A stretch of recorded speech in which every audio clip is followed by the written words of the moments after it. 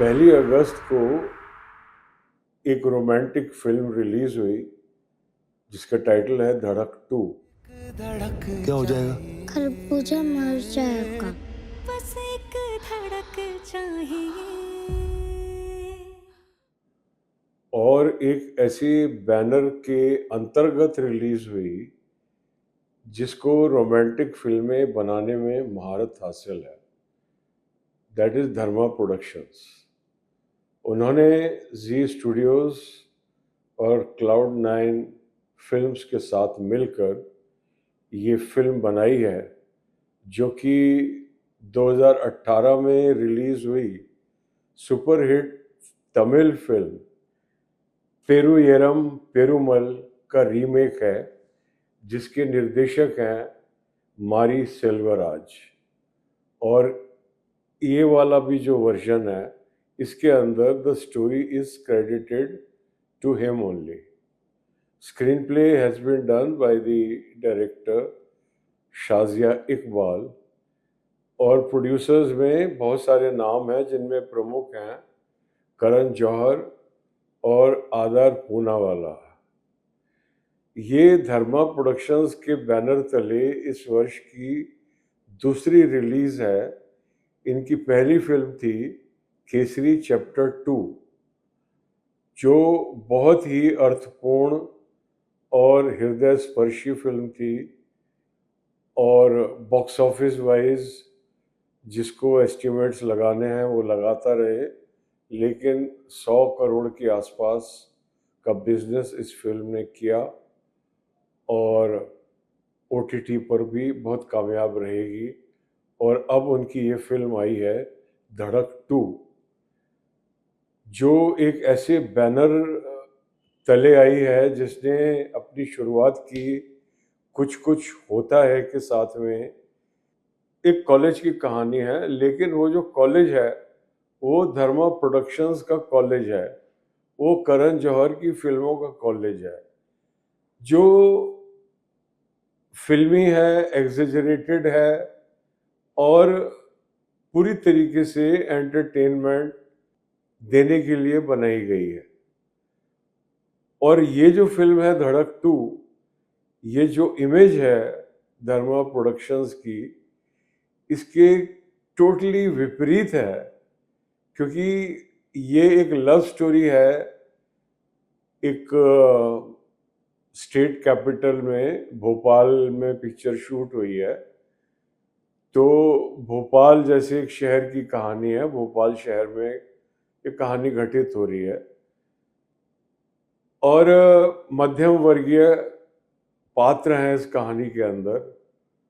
और इस कहानी में जो नायक है सिद्धांत चतुर्वेदी, वो एक पात्र की भूमिका निभा रहा है नीलेश।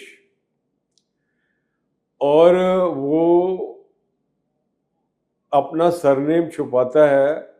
और जो पिक्चर चालू होती है, from the directorial point of view and from the character point of view, तो ये जो कैरेक्टर है नीलेश, इसको बहुत ही शक्तिशाली और प्रभावशाली ढंग से फिल्म एक दलित छात्र के रूप में स्टैब्लिश करती है।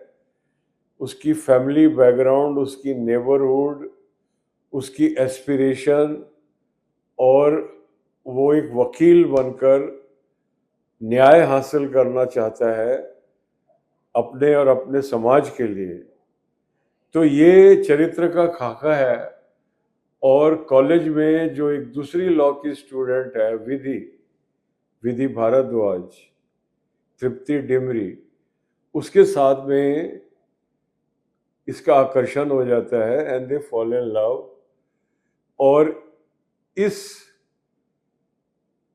ये जो संयोग है एक दलित और एक ब्राह्मण लड़की का, 1936 में फिल्म आई थी अछूत कन्या, इसके विपरीत थी। उसमें नायिका अछूत थी, नायक ब्राह्मण था। इसके अंदर उसको विपरीत किया गया है, नायिका ब्राह्मण है और नायक दलित है। तो इस प्रकार से ये कहानी चलती है। संगीत बहुत अच्छा है। हवा में कहाँ उड़ गई तूने मोड़ा जहाँ मैं वहाँ मुड़ गई वैसे और दोनों नायक और नायिका ने बहुत अच्छा अभिनय किया है। सिद्धांत चतुर्वेदी ने बहुत ही बेहतरीन एक्टिंग की है, ना केवल संवादों के द्वारा बल्कि अपनी बॉडी लैंग्वेज के द्वारा। और तृप्ति डिमरी ने भी बहुत अच्छा काम किया है। और इनके कॉलेज के प्रिंसिपल हैं जाकिर हुसैन, जो हैदर अंसारी नामक पात्र का अभिनय करते हैं, वो प्रिंसिपल हैं। वो बाद में रिवील करते हैं कि उनकी कास्ट जो है जुलाहे की है। तो इस प्रकार से ये फिल्म धर्मा प्रोडक्शंस की जो पैराडिम है, लार्जर देन लाइफ, ग्लैमरस और इन एन ऑल्टरनेटिव यूनिवर्स, उसके विपरीत ये एक बहुत ही यथार्थवादी फिल्म है। और इसके लिए मैं करण जौहर जी को और उनके बैनर को और आदर पूनावाला जी को भी मैं बधाई देना चाहूँगा कि आपके आगमन के बाद धर्मा प्रोडक्शन से एक नई किस्म की फिल्में बनकर आ रही हैं। बहरहाल ये जो फिल्म रिलीज़ हुई 1 अगस्त को, तो सन ऑफ सरदार के साथ में ये रिलीज़ हुई, जिसका बहुत बड़ा कंपटीशन, स्क्रीन्स नहीं मिल पाई होंगी और बहुत लो प्रोफाइल पब्लिसिटी के साथ ये पिक्चर रिलीज़ हुई। और इससे एक हफ्ता पहले जो महाअवतार नरसिम्हा रिलीज़ हुई थी, वो पिकअप कर चुकी थी 1 अगस्त तक, तो उसका कंपटीशन मिला। और फिर आगे जाके 2 हफ्ते के बाद में वॉर 2 और कुली ने टोटली इसके शोज़ को वाइप आउट कर दिया। और 22 को एक ओपन फ्राइडे गया पीछे। अगर 1 अगस्त की जगह ये पिक्चर 22 अगस्त को रिलीज़ हुई होती, क्योंकि उसके बाद में जो पिक्चर आ रही है 29 को, परम सुंदरी, वो इतना बड़ा कंपटीशन नहीं होता। अगर टेंटेटिवली हम ये इमेजिन करें कि धड़क 2 1 अगस्त की जगह 22 अगस्त को रिलीज़ हुई होती, तो 1 अगस्त को इतने कंपटीशन में, इतने लो पब्लिसिटी में और बगैर किसी स्टार कास्ट के फिल्म बनाने के बावजूद इस फिल्म ने तकरीबन 30 करोड़ रुपए का बॉक्स ऑफिस बिजनेस किया। और ये फिल्म भोपाल में शूट हुई है और मध्य प्रदेश गवर्नमेंट का शुरू में लोगो भी जाता है और जाहिर है कि वहाँ से भी इस फिल्म को सब्सिडी मिली होगी। और चूँकि भोपाल में शूट हुई है रिलेटिवली न्यू स्टार कास्ट के साथ, तो इसकी कॉस्ट ऑफ प्रोडक्शन भी बहुत अधिक नहीं रही होगी। और सबसे बड़ी बात है कि इसका जो स्ट्रीमिंग पार्टनर है वो नेटफ्लिक्स है। तो इस फिल्म की मेकिंग को देखा जाए, इसकी कॉस्ट ऑफ प्रोडक्शन को इमेजिन किया जाए, तो केवल नेटफ्लिक्स से ही ये फिल्म अपने कॉस्ट ऑफ प्रोडक्शन को रिकवर कर सकती है। फिर भी इसने बॉक्स ऑफिस पर 30 करोड़ की कलेक्शन की, जो सराहनीय है। और अगर इसकी रिलीज़ को पोस्टपोन कर दिया जाता और सैयारा की हीट और नरसिम्हा की हीट और आने वाली वॉर 2 और कुली की हीट इसको नहीं झेलनी पड़ती, तो हो सकता है ये 50-60 करोड़ तक का भी बॉक्स ऑफिस पर कलेक्शन कर सकती थी। एक बेहतरीन फिल्म है, लेकिन बहुत बड़ी ब्लॉकबस्टर नहीं हो सकती सैयारा की तरह, क्योंकि फिल्म पूरी तरीके से लव स्टोरी नहीं है। वो कहीं कहीं वो एक पॉलिटिकल एक्टिविज़म में चली जाती है and from a love story it gets converted into a political film.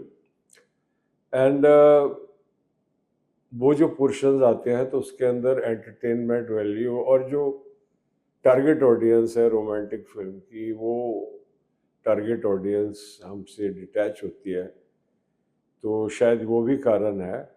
लेकिन बहरहाल दिस फिल्म इज़ वेलकम, और करण जौहर जी को, उनके बैनर को, उनकी सारी टीम को, इस फिल्म की डेब्यू मेकिंग डायरेक्टर और इस फिल्म के नवोदित हीरो और हीरोइन सिद्धांत चतुर्वेदी और तृप्ति डिमरी को सिनेमाया की ओर से हार्दिक बधाई और शुभकामनाएं। देखते रहिए सिनेमा।